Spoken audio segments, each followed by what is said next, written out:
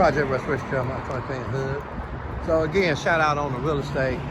This is live here, right? You got the condos right here, the stores right here. And I'm shouting out to collective groups of any kind, any race, any color. For the hoods, African Americans, collective groups out there, if you got a little dough, you invest like this. You have your stores, you have your condos up top. These stores are ground leases, okay? So when you see the developers come in like over here, prices go up automatically. The value of that property right there just, God knows when, how high. So when you see this coming in your inner cities, this is gonna raise rent, so for the poor, good luck. In this battle of financial warfare, you better know this stuff. I've done real estate 20 years, and that's all you need to know, Cali and Las Vegas. I'm giving you some free tips. Take it, use it. Think collective groups. Not only can, in Las Vegas, there's one place, get on YouTube and look at it. It's name of that place is City Impact. Now they just put their seniors in a building like this, like that, right? Now what do you think will happen to the ground leases on the ground here? Yes, this is capitalism. You live in Rome, you gotta pay tribute to who's driven. Well, same thing over there. So if your collective group owns that property, the mass land, right? And we know the crimes were in the man through the land contracts from America to South America, Africa, South Africa and everything. Land grabs, that's okay. Your turn to shine. Multiplication, collective group. If you own that land over there, the land right here, and the land right here, and you have stores, okay?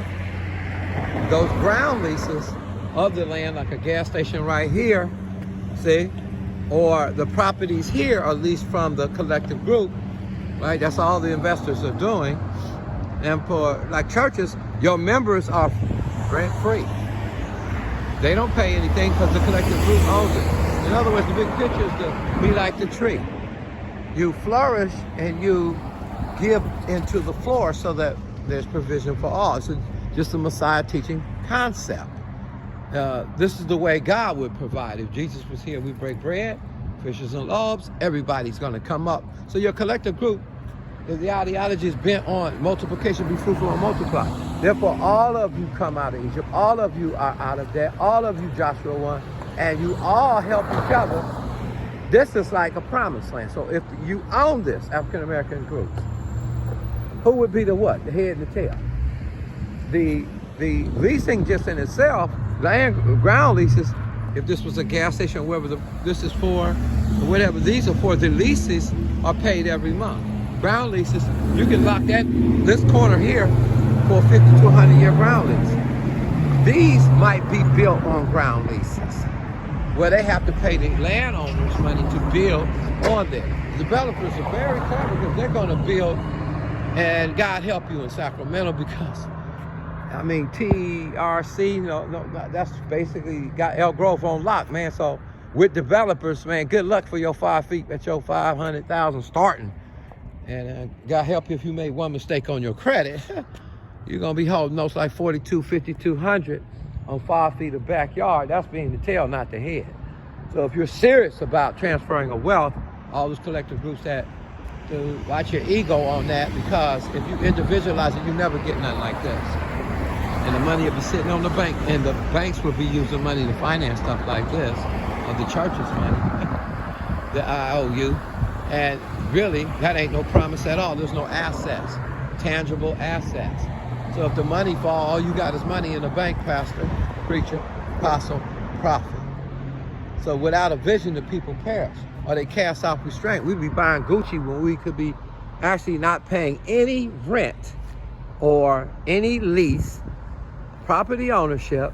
This could go from condos like the City Impact Church did for their elders, and they're weak to keep rents down. You can buff it like that. You can do this as far as ownership goes. And not only that, you can buy mass land and build the housing as well.